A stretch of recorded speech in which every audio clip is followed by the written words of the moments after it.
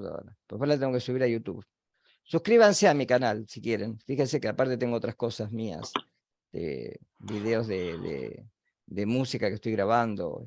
Pues miren, chusmetenlo. Dale. Va a quedar en la grabación eso.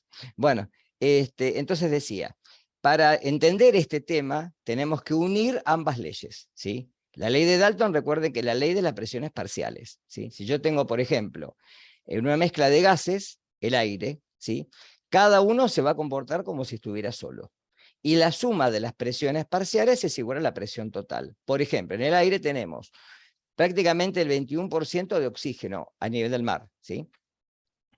Y prácticamente casi el 78%, les diría, es nitrógeno. Y el resto son trazas de otros gases. Ese 1% que queda son otros gases que andan dando vuelta en la atmósfera y que pueden estar en suspensión, ¿sí? Pero la suma de todas las presiones da la presión atmosférica, que es una atmósfera o 103.3 hectopascales, etcétera, ¿sí? Entonces, y la ley de Raoult decía que la presión de vapor de la solución es igual a la fracción molar del solvente por la presión de vapor del solvente en estado puro. Entonces, ustedes fíjense que acá uno puede tener, si tiene una mezcla de dos que van a la fase vapor, ¿sí? Puede tener la presión de vapor, y va a ser un dato del problema, en estado puro de ambos, del soluto y del solvente. Con eso y la fracción molar podemos sacar la presión parcial de cada uno. Y de ahí sacar la presión total por ley de Dalton. ¿Queda claro? Entonces fíjense acá. La ley de Dalton que nos dice que si tengo un gas a una presión 1 y otro gas a una presión 2 y los mezclo en un recipiente, los combino, ¿sí? La presión total es la suma de las parciales. Y esto es lo que decía la ley de Raoult, ¿sí? Si yo agrego un soluto no volátil, en este caso es volátil, ¿sí? Fíjense que acá, al ser no volátil, no pasa a la fase gaseosa. Pero si es volátil, vamos a tener los dos. Vamos a tener moléculas grises y vamos a tener estas moléculas de color naranja. Los dos en la presión de vapor de la solución, ¿sí? No, para atrás. Entonces, bueno, esto es repaso. Ley de Dalton, esto no lo voy a volver a decir, se lo dije recién, ¿sí? Y la presión parcial de cada componente depende de la fracción molar, ¿de acuerdo? Eso, recuerden que siempre la presión parcial de un gas es igual a la fracción molar de ese componente por la presión total. Y la suma de las presiones parciales, como ustedes recuerden que la fracción molar siempre es un cociente entre el número de moles, ¿sí?, de ese componente sobre el número de moles totales. Por eso va de 0 a 1 y no tiene unidad. Entonces, como yo quiero averiguar la presión parcial y la fracción molar siempre va a ser entre 0 y 1, va a depender de cuánto sea esa fracción molar, que al multiplicarla por la presión total me da la presión parcial. Y la suma de esas presiones me tiene que dar la total. Y si despejamos, ¿se acuerdan de la ley de los gases ideales? Presión por volumen igual a número de moles por R por T, ¿sí? Si despejamos el número de moles y sabiendo que de alguna manera el volumen que se ocupa, la temperatura y R son constantes, la presión es igual o proporcional al número de moles. Y eso está relacionado obviamente con la presión de vapor de una solución. Entonces, para no ponerle fracción molar, una X otra vez, le vamos a poner una Y. La Y es la fracción molar del componente en el vapor. Por eso se multiplica por la presión total. ¿Queda claro? ¿Hasta acá se entendió? ¿Cómo vamos a ir llevando el tema? Sí. Bien. Entonces, la fracción molar, pero ahora ojo, del componente en la presión de vapor es igual al número de moles, lo que dije recién, sobre la presión total. Si esto es constante, me queda que la fracción molar es igual a la presión parcial de ese componente sobre la presión total. Y decir que esta es la ley que ya vimos. La presión parcial del gas es igual a la fracción molar por la presión total. Generalmente en los problemas se les da la presión de vapor de equilibrio, ¿sí? Y ustedes con eso después tienen que hacer un jueguito, ahora vamos a ver algún problema para poder calcular la fracción molar y de ahí poder calcular la presión parcial de cada componente en el vapor. La ley de Raoult la acabo de decir recién, no la voy a volver a leer, ¿sí? Pero recuerden que siempre depende de la fracción molar del solvente, ¿sí? Que también obviamente uno puede sacarlo porque se hace 1 menos la fracción molar del solvente que tiene. Si hago 1 menos la fracción molar del solvente, ¿qué me da? ¿Qué valor me da?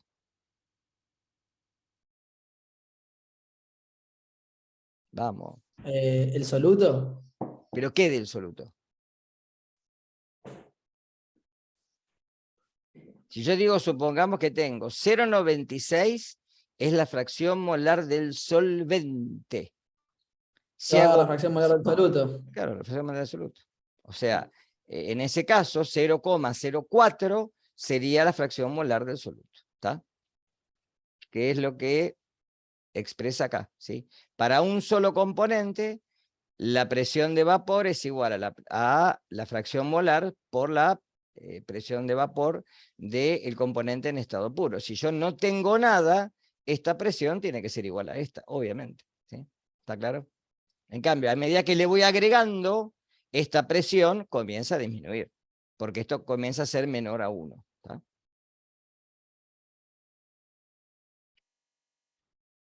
No, se me abrió cualquier cosa. Espera. Voy a ver de vuelta. Ahí está. Se me salió. Pasa. Ahí está. Bien. Entonces, en un sistema que uno considera en equilibrio, ¿sí? Entre la fase gaseosa, se pueden igualar las expresiones de la presión obtenida mediante las leyes de Dalton y de Raoult. Entonces, como la presión parcial es igual a la fracción molar por la presión total, y la presión parcial es igual a la fracción molar, esto sería en el vapor y esto sería en la solución. Las puedo igualar y de esta forma puedo despejar cualquiera de las incógnitas que tengo. ¿Está? ¿De acuerdo? Recuerden que la Y es la fracción molar del componente de la fase gaseosa. Y la X es la fracción molar del componente A en la fase líquida. ¿De acuerdo? Entonces, la presión de vapor con el simbolito arriba siempre es la presión de vapor del elemento A, sea soluto, en este caso soluto o solvente, porque los dos van a estar en la solución. Y la presión total es la suma de las presiones parciales. Esto lo pueden ir derivando, y como les dije recién, si hago uno menos la fracción molar de un componente, la suma de las fracciones molares siempre me tiene que dar igual a 1. Eso nunca se olviden, ¿sí? La fracción molar es una entidad que no tiene unidad, por un lado, y por otro lado que la suma de las fracciones molares siempre es igual a 1, ¿sí? ¿Sí? A veces, bueno, puede ser que con la calculadora capaz que le dé 0,9999, bueno, sí, está bien, es 1. ¿Está claro eso? De ahí también pueden derivar, ¿sí? Si se conoce el valor de la fracción molar del componente de la mezcla, ¿sí? Pueden calcular directamente la fracción molar. Si yo tengo la presión de vapor, que eso me lo van a dar seguramente en el problema, del componente en estado puro, por ejemplo, metanol, ¿sí? Y si lo divido por la presión total y lo multiplico por la fracción molar del componente en la solución, calculo la fracción molar del componente en la presión de vapor. Si me dan encima la presión de vapor del otro componente y la sumo, me tiene que dar la total, ¿sí? Siempre es así. Ejemplo, para ser más claros. Yo tengo una disolución ideal. Cuando se dice ideal, ¿por qué se dice ideal? Porque en realidad no existen mezclas ideales. Siempre algún corrimiento hay, porque obviamente hay que corregir por temperatura, hay que corregir por la presión atmosférica, hay varias correcciones que hay que hacer. Pero uno puede estimar la presión de vapor de cada componente. ¿Para qué les piensan, ustedes que están en la ingeniería ambiental, para qué les puede servir esto el día de mañana? ¿En qué lo pueden aplicar? ¿Dónde pueden encontrar esto, por ejemplo? Un ejemplo típico de esto. Está hablando de contaminación, ¿eh?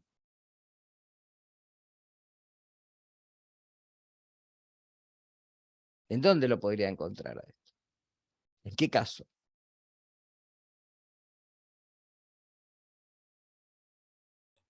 ¿En una quema de combustibles? Más que eso, porque en la ¿Calidad quema de del combustible, aire? ¿Pero qué encontraría en el aire? ¿O en dónde podría encontrar un caso así? No así como este, ¿no? Pero un contaminante que esté en un solvente y que contamine el aire, por ejemplo. Y con el tema de los, ¿cómo se dice? Los glifosatos y la lluvia ácida, todo eso. Sí, o por ejemplo en una Tipo, fuente de agua, en evaporación. un arroyo, en un riachuelo, Evaporación, por eso ¿sí? se evaporan, Y yo tengo una evaporan curtiembre o químicos. una fábrica o algo que está tirando desechos y eso va a parar ahí, ¿sí? Si encuentro rastros de presión de vapor de esa sustancia o en el mismo líquido, ¿sí? Yo en el líquido puedo calcular, obviamente, la composición por espectrometría de masa. Y luego puedo estimar en la presión de vapor si de alguna manera eso puede contaminar el ambiente. ¿Está claro? ¿Sí? Por eso que esto es un tema que parece ser interesante para ustedes. Entonces, fíjense, una disolución ideal puede aproximarse utilizando hidrocarburos líquidos. Esto siempre, ¿sí? Porque todos los hidrocarburos líquidos, si alguien bueno, va a cargar nafta, se da cuenta, ¿sí? Si yo me paro en una estación de servicio, ¿hay olor a qué? No los que venden gas, no las estaciones de gas, las de combustible. ¿Hay olor a qué, gente? Nafta. A nafta, gasoil, ¿sí? Entonces, ¿por qué? Porque tienen presiones de vapor muy altas. Entonces, por más que esté eso bajo... Fíjense que, por ejemplo, no sé si sabían, si una estación de servicio se cierra, ¿sí? Por muchos años, ese terreno no se puede utilizar. Porque como los depósitos contienen, a pesar de que estén vacíos, pero contienen trazas de contaminación de combustible y son sellados, eso no se puede utilizar. ¿Tá? Acá, por ejemplo, en la costa había una estación de servicio que ahora el playón se utiliza de estacionamiento, porque ahí no se puede construir nada, no se puede hacer nada. No puede pasar caños de gas, o sea, no se puede hacer nada ahí. No se puede hacer perforación para hacer una construcción, un edificio, porque, no, porque está el pozo ahí en donde se almacenaba el combustible. ¿Está claro esto? Bien. Entonces, por ejemplo, una mezcla de hexano y heptano. ¿Sí? Esto lo van a ver en el que viene en orgánica. Son hidrocarburos de 6 y 7 carbonos, alcanos. ¿Sí?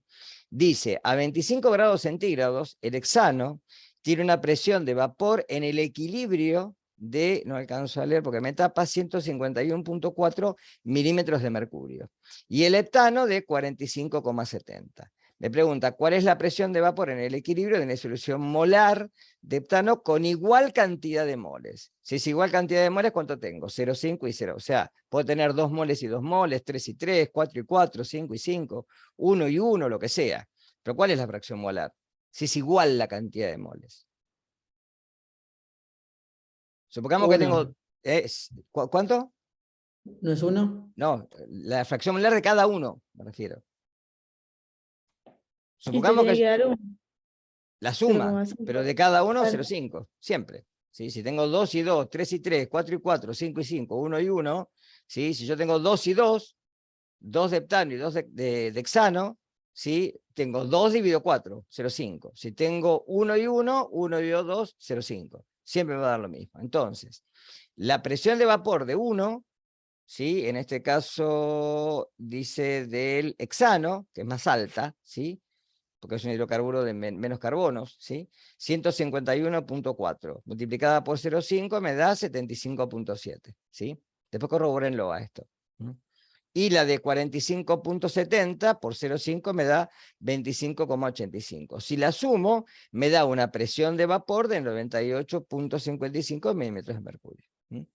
Fíjense que acá apliqué las dos leyes, ¿sí?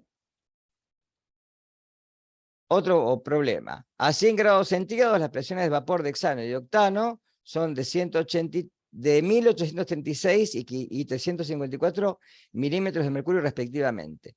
Una mezcla líquida de los dos componentes tiene una presión de vapor, que es lo que le decía hoy, de 666 milímetros de mercurio a 100 grados centígrados. Calcular la fracción molar de la mezcla líquida en la fase vapor. Entonces, como yo sé que la suma de los dos, ¿cuánto me tiene que dar? De las dos fracciones molares. Porque no lo sé. No sé. Siempre me tiene que dar 1. Entonces, como tengo dos incógnitas, porque tengo que la presión total es la la fracción molar de uno por la presión de vapor en estado puro, más la fracción molar del otro por la fracción molar de él mismo en estado puro, ¿sí? Aplicando ley de Dalton, y como sé que la fracción molar de los dos, si la sumo me da 1, despejo cualquiera de las dos, que es 1 menos la fracción molar del otro, y esto lo pongo dentro de la ecuación. Ustedes recuerden que acá tengo dos incógnitas. Necesito dos ecuaciones, ¿sí? Y de ahí, haciendo despeje matemático, despejo directamente una de las dos, y después, restándola a la presión total, calculo la otra. Y ya está. ¿Está claro? ¿Sí? Después, haciendo pasaje de términos, calculo la fracción molar de un componente 0,79 y la fracción molar del otro que es 0,21. La suma de las dos, ¿cuánto me tendría que dar? 1. ¿Está? Y para calcular, por ejemplo, si yo quiero calcular la fracción molar en el vapor, como ya tengo la presión total y tengo la presión parcial, porque la acabo de sacar, ¿sí? Haciendo el cociente me da 1, ¿sí? Y directamente, haciendo, si 1 menos esta, me da la fracción molar del otro, ¿está? Que multiplicándola me tendría que dar obviamente si hago el paso inverso, ¿no? Me tiene que dar 0,42. Es lo mismo. Esto es una, digamos, otra forma de resolverlo, pero me tiene que dar lo mismo.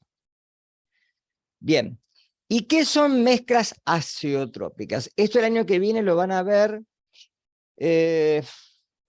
no sé si cuando vean química orgánica o en química biológica, no sé en cuál de las dos. Sí, en la que vean cromatografía.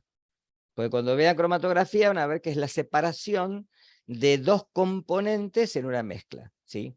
Uno puede hacer cromatografía en capa delgada, en fase líquida, cromatografía gaseosa, cromatografía de alta presión, el HPLC, que es lo más exacto que hay para poder trabajar, ¿sí? Y cuando uno tiene un azeótropo, tiene dos componentes que van a formar parte de la fase de vapor. Entonces, esto es 0 para un componente y lo máximo para el otro, 1, en fracción molar, ¿sí? Esta es la fracción molar del benceno, ¿sí? Esta es una mezcla de benceno y tolueno.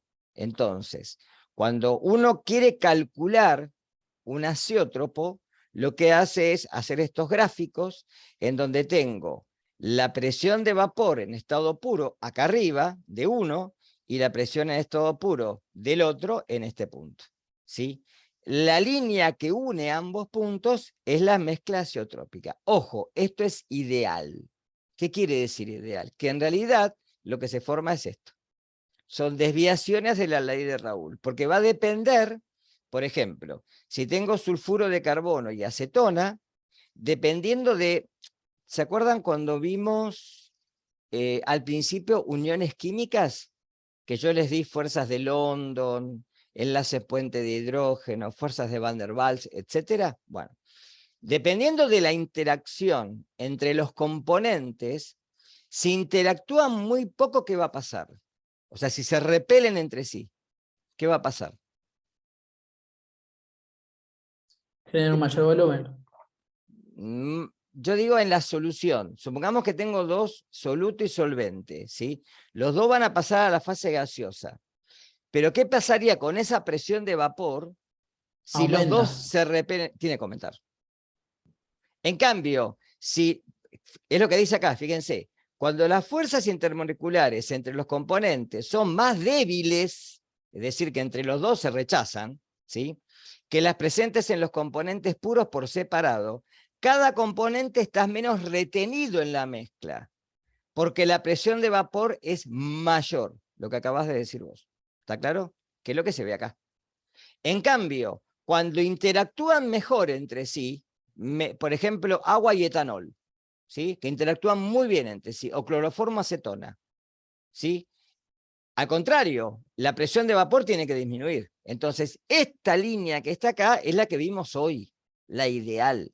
Esta es la realidad. Por eso hay desviaciones positivas y negativas de la ley de Raoult.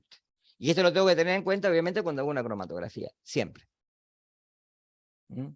Bueno, cambios de estado para el tema que viene, que empiezo ya con la parte de termodinámica, clase que viene, ¿sí? Recuerden que los 3 estados, hay más de 3 estados, ¿no? Pero bueno, los 3 estados que nosotros manejamos en esta asignatura de la materia son el sólido, el líquido y el gaseoso, ¿de acuerdo? Si yo voy de sólido a líquido, lo que hago es fusión, ¿sí? Si voy de líquido a sólido, solidificación. Si voy de líquido a vapor, vaporización. Si voy en forma inversa, condensación. Si voy de vapor directamente a sólido, deposición. Hay muy pocas sustancias que hacen esto. Lo mismo de sólido a gaseoso, la naftalina, por ejemplo. No pasa por el estado líquido. Entonces se habla de sublimación. Esto también puede ser licuefacción, ¿eh? Puede tener otro nombre y es exactamente lo mismo.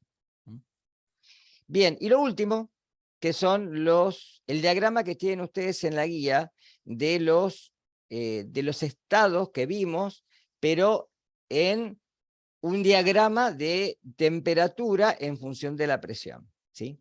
Fíjense, si yo tengo agua, existe en estado sólido, fíjense que acá tengo la presión atmosférica, ¿la ven la línea roja? Esta es la presión atmosférica, ¿sí? Esta es la temperatura a la cual solidifica, 0 grados centígrados, ¿está claro? Pero a 0,01 ya comienza a haber cristales del sólido. Y coexisten no solo cristales del sólido, sino parte de líquido y condensación de vapor. Por eso el hielo condensa, ¿sí? Entonces, en este gráfico uno puede ver que hay un punto triple que se encuentra a 0,006 atmósferas a 0,01 grados centígrados, ¿sí? Obviamente, si yo elevo la temperatura, el agua pasa ¿a qué estado? Del estado líquido pasa al estado gaseoso. Gaseoso. ¿Está claro? Lo ven acá abajo, ¿sí? ¿Está claro? ¿Sí? Acá tengo hielo sólido, agua líquida, vapor gaseoso, ¿sí? Ahora, hay un punto que se llama crítico, por el cual hay desviaciones y hay vapor sobrecalentado, obviamente, ¿sí? Estas escalas generalmente, ustedes van a ver en la práctica, yo creo que Patricia se les va a dar, yo se las puse acá, pero creo que esto lo analicen con ella. ¿Cuál es la diferencia entre el agua y el dióxido de carbono? Porque si ustedes ven el agua, esta curva, ¿hacia dónde se dirige? ¿Hacia dónde tiene un corrimiento? ¿Hacia la derecha o a la izquierda? A la derecha. No, ¿dónde está la derecha, chicos? La derecha está acá, la Pero si izquierda va, acá. Hacia la si izquierda. la línea está del lado izquierdo, baja para el lado derecho. Hace para esto. abajo. No, hace esto, mira. Se inclina hacia la izquierda. ¿Lo ves? Ah, vos estabas viendo así, yo estaba viendo Está de izquierda a inclinado derecha. hacia la izquierda. ¿Está claro? Bien. Claro, sí. Fíjense que en el dióxido de carbono no. Por eso el agua es un líquido particular y excepcional. De ahí que el agua, ¿sí?, tenga, por ejemplo, un estado sólido en el cual, ¿sí?, puede existir la vida marina por debajo del hielo, ¿sí? Cosa que sería imposible. Es el único sólido que es menos denso que el líquido que lo formó. Fíjense que en el dióxido de carbono eso no pasa. Sigue el concepto de cualquier otra especie química, en donde, fíjense que ya para el estado gaseoso, fíjense que gas es hasta los menos 56,56. Bueno, esto no se ve más. Antes, antiguamente, cuando uno iba a comprar helado, ¿sí?, le daban una bolsita con los palitos de helado adentro y con hielo seco se llamaba, ¿sí? ¿Qué es el hielo seco? Es dióxido de carbono sólido, ¿sí? Que es un experimento muy lindo ponerlo en agua, porque comienza a burbujear enseguida, ¿sí? Y fíjense que tiene una temperatura muy baja, ¿sí?, el líquido. O sea que el líquido tiene que tener una presión atmosférica de 5,0 185 atmósferas y a una temperatura de menos 56,57 grados centígrados. De ahí pasa de líquido a sólido. Bueno, acá tiene lo que significa el punto C, cada uno de estos, ¿sí? El punto C indica el valor máximo de temperatura a las que pueden coexistir en equilibrio dos fases, y se denomina punto crítico, que es este punto que está acá, que es el que se lee el agua. Y es la máxima temperatura a la cual se puede licuar el gas simplemente aumentando la presión. ¿Está? Bien. Hasta acá con teoría. Y les voy a mostrar ahora, no sé si ya lo abrieron, lo tienen, lo pudieron bajar. Bueno, sería interesante que lo puedan bajar, ¿no? Esperen que quiero abrir acá. Te tengo una pregunta. Sí, La semana que viene tenemos el parcial, ¿o no? semana que viene ya el parcial, ¿sí? Puede ser. Y en Si el está puesto así. calendario, ¿Está puesto miércoles o viernes? No me acuerdo. Miércoles 31. Y bueno, pero vamos a pasarlo al miércoles, al viernes, así el miércoles tiene casa de repaso. Vamos a hacer eso. Ok. Sí, vamos a hacer eso. Bien. Esperen que comparto pantalla. Bueno, entonces les va a venir bárbaro usar el programa para repasar. Comparto pantalla, me tengo que ir acá. Bien. Bueno, tienen el programa Macro Soluciones, que es el que tiene la plataforma. Les da un mensaje de bienvenida a esto. Y recuerden habilitar contenido, habilitar macros, lo que les aparece un cartel arriba. A mí no me aparece porque yo ya lo tengo habilitado, ¿sí? Pero cuando la primera vez que lo abren les va a aparecer, ¿sí? Acá eligen función, ¿sí? Supongamos, ahora que estamos con el tema de soluciones, voy a soluciones y ya me muestra una vista previa de lo que es la parte de soluciones. Tengo soluciones, tengo coligativas y tengo concentraciones. Todo esto para este parcial, que les puede servir, ¿sí? Y también leyes de gases porque tiene algo también de gases, ¿sí?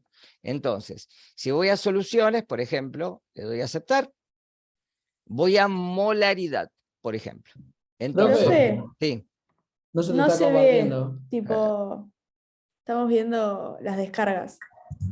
Ah, eso iba a decir, digo, ya veo que ahí, soy yo, pero ahí se ve. sí, Ahora ahí. sí. Bueno, a ver Sí, si voy ahora para sí. atrás. ¿Se ve el inicio ahora? Dice elegir función. Sí, sí. ¿Sí? Bien. Bueno, eligen Sí, sí. función. Van a vistas previas para ver los contenidos de las hojas, ¿sí? Y para elegir a qué hoja ir. Voy a soluciones, pongo aceptar. ¿Se ve todo esto? Sí. Y voy a Sí, sí, está molaridad. bien. Y entonces me dice, cálculo de molaridad. Se calculó la masa molar del soluto previamente. Si no lo hicieron, cancelar, porque si no se les va a colgar la macro, ¿sí?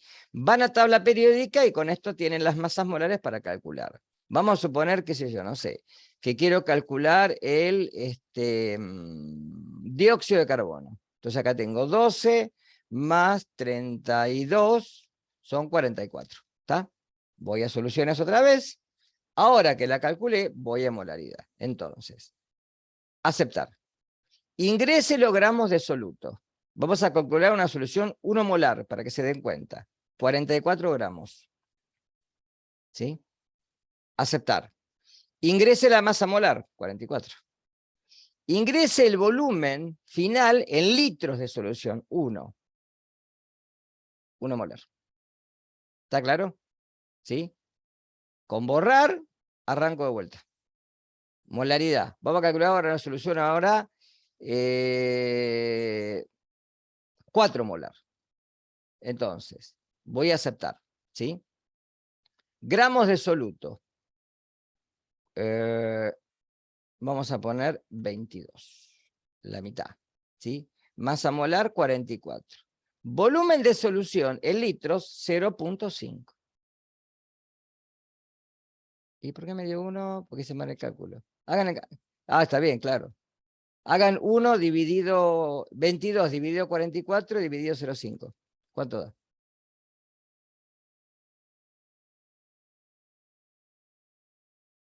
Por la duda para revisar. Sí,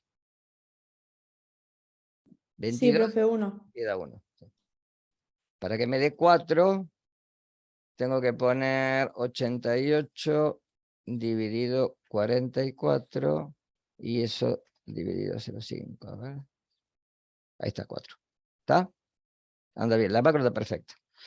Normalidad, lo mismo, pero tiene que calcular la masa de un equivalente. Supongamos que es cloruro de sodio, ¿sí? O carbonato de calcio, ¿sí? Carbonato de calcio, la masa de un equivalente son 50, es la mitad. Entonces le pongo aceptar, ingreso los gramos de soluto, vamos a poner 100, ¿sí? La masa de un equivalente, 50. El volumen final de solución vamos a poner 0,25. Y me da una solución 8 normal. ¿De acuerdo? Y con molaridad exactamente lo mismo. Me pide la masa molar, qué sé yo, 44, los gramos de soluto, 44 la masa molar, y vamos a poner 0,325 los kilogramos de solvente. Y me da 3,0769. ¿Qué pueden hacer con esto? Pensar en ejercicios, ¿sí? Y calcular la masa, calcular la molaridad de la masa, el volumen, etc. Como ya tienen el resultado, pueden hacer lo que quieran. ¿Tá? Con borrar, arrancan de vuelta. ¿Sí? Voy a inicio, elijo funciones, vamos a concentraciones. ¿Sí? Esta es un poco más rica. Masa de soluto, 53 gramos. Masa molar, 55. Cargas. Vamos a poner que es una solución y quiero calcular la normalidad. Le pongo 3 cargas. Volumen final en mililitros, ojo no en litros, 1500. Y vamos a poner la densidad 1,025. ¿Sí? Calcular y me calcula todo. La molaridad, la normalidad, la molaridad, el porcentaje más en masa y el porcentaje más en volumen. ¿Está? Borro y arranco de vuelta. ¿Sí? Profe, una pregunta. Sí. En el parcial del viernes, Sí. ¿el tema normalidad va a entrar? Porque No, no... se Ah, los doy ok. para que lo tengan nada más. No, Ah, bien, bien. no. Eso lo van a ver el año que viene con Marcelo, seguro, Ah, ok. con Redizioni. Acá tienen las fórmulas. ¿Está? Todas las fórmulas tienen. Si lo ponen como está puesto en el indicativo, yo acá no lo tengo, ¿sí? Con ver ayuda, pues ese que no encuentra el documento, con ver ayuda le aparecen los documentos de Word que están anexados. ¿Está? Vamos a inicio otra vez. Coligativas. Este está muy interesante. Acá tengo una tabla llena de datos, ¿sí?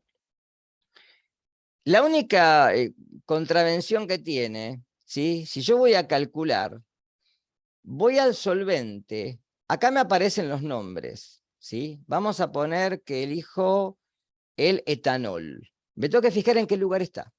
Esa es la única contra que tiene. 1, 2, 3, 4, 5, 6, 7, 8. Bajamos.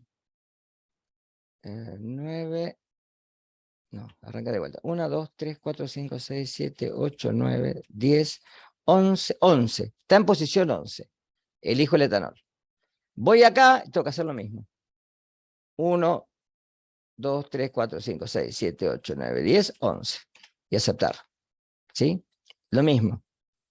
1, 2, 3, 4, 5, 6, 7, 8, 9, 10, 11. Aceptar. Lo mismo. 1, 2, 3, 4, 5, 6, 7, 8, 9, 10, 11. Aceptar. Y la constante de ebullición, lo mismo. 1, 2, 3, 4, 5, 6, 7, 8, 9, 10, 11. Aceptar. Y se trata de calcular. Para una solución 1 molar, me da el punto de fusión del solvente, que es el que está en tabla, obviamente, ¿no? Lo saca de acá. La constante. Me calcula el punto de ebullición de la temperatura de fusión, perdón, de la solución y la temperatura de ebullición. Y la interfase líquida, es decir, me hace la diferencia entre esto. Si yo con esta flechita lo duplico, 2, fíjense que esto cambia. 3 cambia, 4 cambia, 5 cambia. No quiero este valor, quiero calcularlo yo. Cálculo de molaridad. Y acá la calculo. Masa de soluto, 580, pongamos. Masa molar, 0,55, masa de solvente, en kilogramos, 0,258. Y fíjese que esto cambió ya. Me da una molalidad de 40,87 y esto cambia. Borrar celdas, arranco de vuelta. ¿Está claro? ¿Se entendió? La única contravención que tiene que contar cuando eligen el solvente, los valores para que se los ponga acá y les calcule, le haga todos los cálculos, ¿sí? Y vamos al de el inicio, creo que lo tengo acá. Sí, acá está el inicio. Esta macro tuve que corregir el año pasado porque como cambió Excel, ya no me dejaba hacer hipervínculos y tuve que hacerla toda por macros. Vamos a leyes de los gases, para repasar, ¿no?